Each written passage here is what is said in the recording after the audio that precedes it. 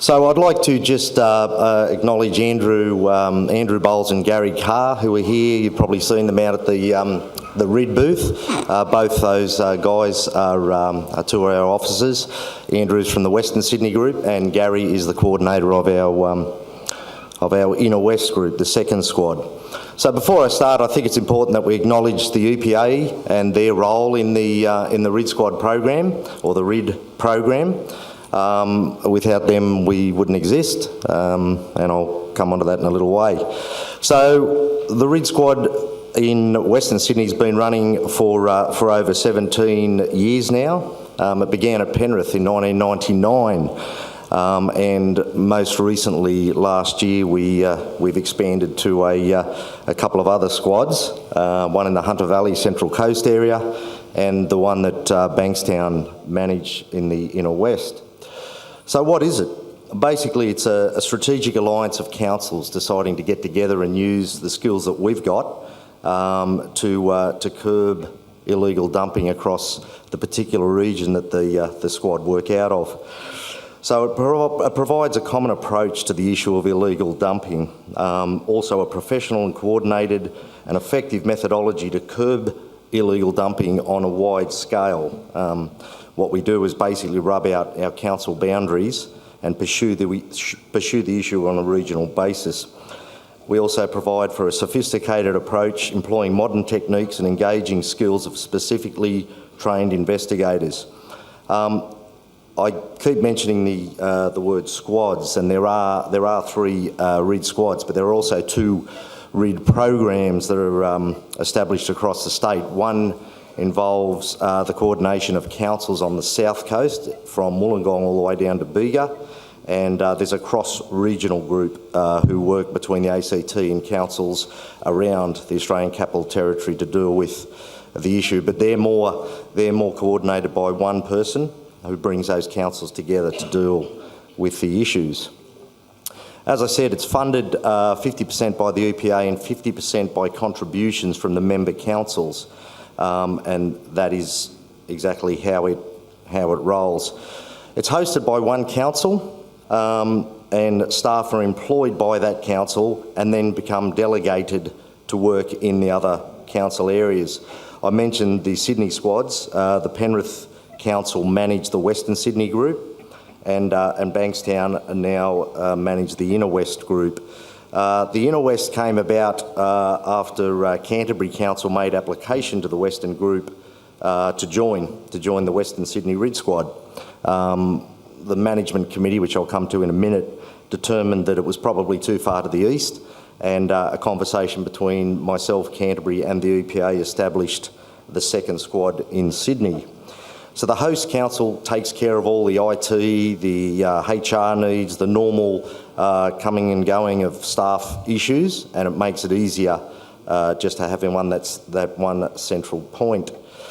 Having said that, having mentioned the host councils, it's important to emphasise the fact that there's a management committee that oversees the operations of the squads, and that management committee is made up of a representative from each of the member councils and a member of the EPA who review things like budgets and whatnot. So, as I said, 1999 the Western Sydney was established. In 2014 the Central Coast Hunter RID, which is quite a large area. It's about the size of Belgium when you look at it. It goes all the way up to the Upper Hunter, involves Newcastle, Dungog, all those councils in that area, and the Inner West group, which is run by us. You'll note down the bottom that there are two programs, and as I said, they don't operate with officers as such, like Andrew and Gary and the teams, and they run a slightly different program. So I've listed a few advantages, or what we see are the main advantages. As I said, I've been in local government for a long time now, and as councils we're really good at doing what we do in our own areas. Not so good when it comes to covering off on an issue that covers more than just our local government area. So having a common approach, those from local government will have your traditional ranger role. I have rangers at Bankstown as well. Rangers are very good at a wide variety of things, be it dog attacks, investigating illegal dumping, street furniture and all those sorts of things.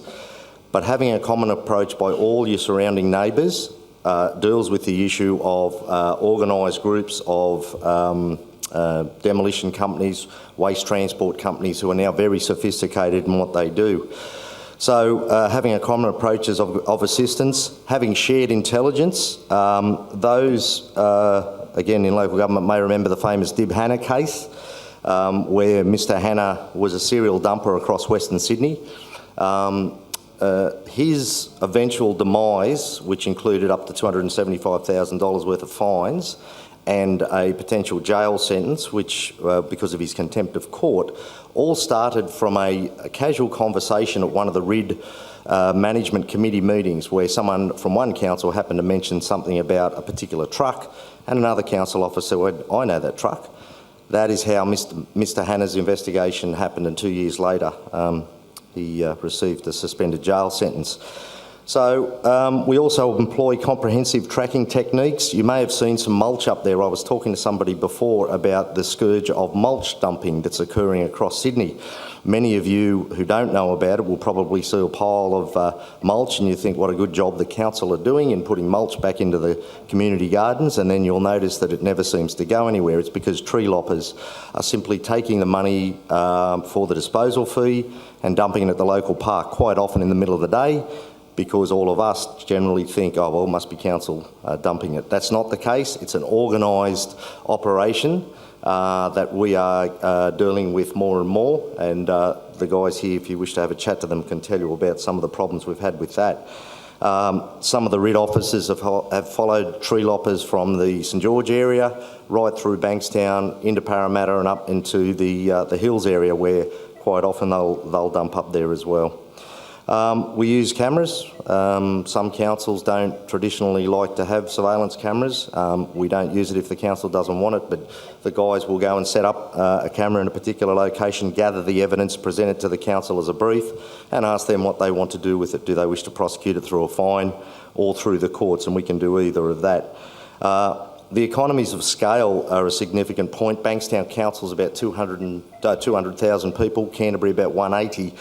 One of our partners is Ashfield Council. I think they're 29,000 people, so it's like a suburb of Bankstown. They have one ranger who's tied up with all these other things. So for us to come along and assist them at times with all 6 officers is a godsend for them, and they appreciate that assistance. I talked about host management, the host council managing it. All those problems and details can go to one council, and the members don't have to worry about it so much. They're delegated. If you're wondering how it works, the General Manager delegates to our officers to be able to undertake operations in their area.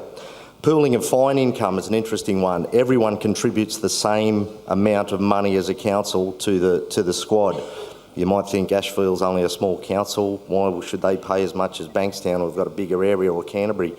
The issue is all councils agree that the income that comes in, be it from Bankstown, Canterbury or Ashfield, stays in a reserve. And once again, the EPA, who have half an interest in this, so technically half the money's theirs, both groups have decided that that reserve can be used by the squad to purchase small cameras, to pay for overtime or whatever we might use. So we have a vision. I have a vision that one day that money may be able to be used to fund the squad itself, but ironically, if we're doing that, we're probably not getting rid of the bad guys because we're still fining them. So that's a benefit to all councils, that we all share in that fine income. Time saving on investigations is self-explanatory, and the saving to council, I'm going to get Gary to come up and just talk a little bit about RID Online and some of the facts and figures. Savings to council from not having to clean up that mess that they traditionally do is one of our more significant achievements, which I'm quite proud of. So I might just ask Gary to come up for a quick discussion on RID Online and what it can bring to the table.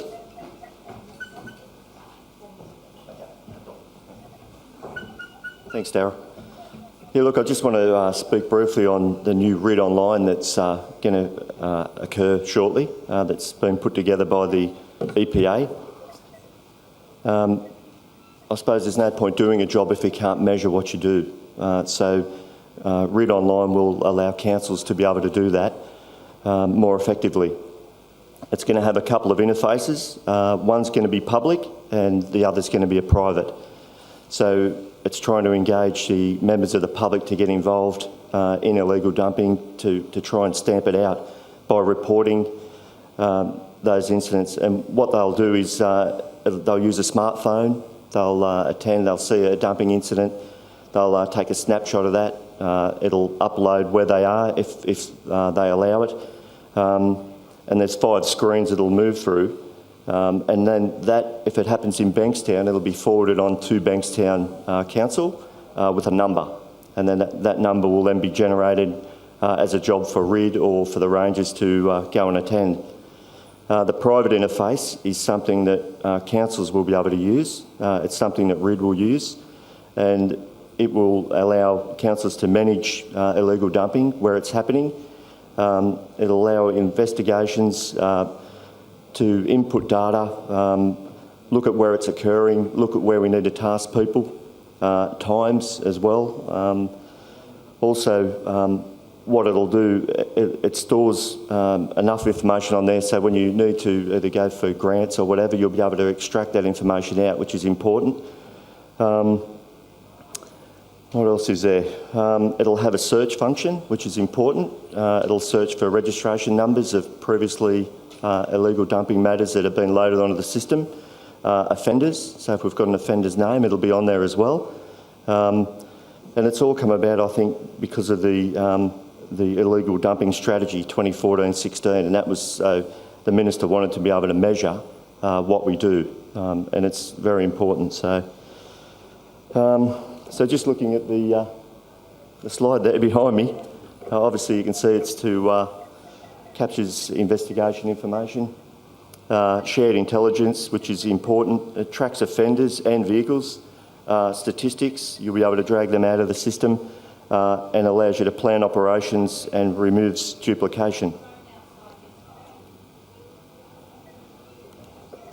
So what RID Online will do, it'll allow councillors to participate, community to participate, and obviously the EPA to support the community and the council initiatives. So it will be a good tool. I'm sure when it's released, that I'm sure you'll all get behind it because it'll make your lives a lot easier. So just some facts that I had a look at prior to coming up.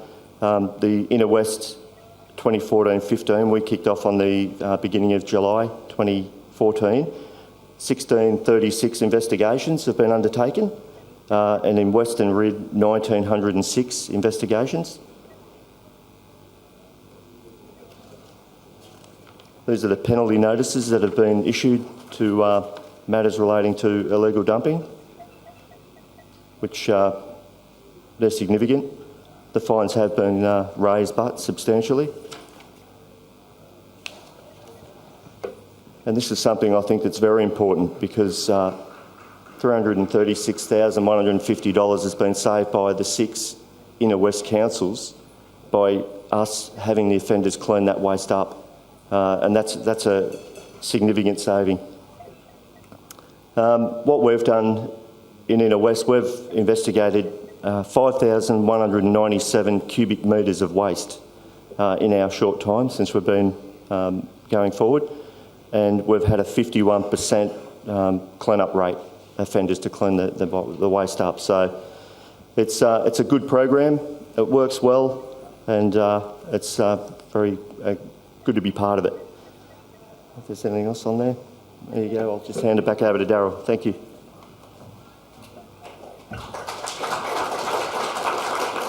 Thanks, Gary. So the member councils are listed there. I won't go through them all, but as you can see, it's a significant investment by local government into the program. We also have been able to establish a kind of a slogan. You've seen the colours up at the booth, and all the member councils are now using these sort of messages. So you drive from Penrith through Parramatta, Bankstown, all the way down the south coast, and you'll see this common theme. The 131 number is obviously the EPA's hotline, and again, it gives us this common theme where we're not trying to all reinvent the wheel. We're trying to get together on an initiative, and In finishing up, I'd just like to say to those member councils that, again, we're very good at what we do in our own backyard, but we've got to get smarter, we've got to get wider, we've got to get better at what we do. And in one small area, the problem with illegal dumping, when you've all seen it, it's all out there. You saw those pictures. As I said, we didn't put them together. That's just what's out there each and every day. These guys are very dedicated. All of the officers that we have are very dedicated. And you saw from the sort of after hours footage that they're passionate about what they do. And it's only by working together that we can get this sort of problem under control and start addressing it in some way, shape or form. Thanks for your time.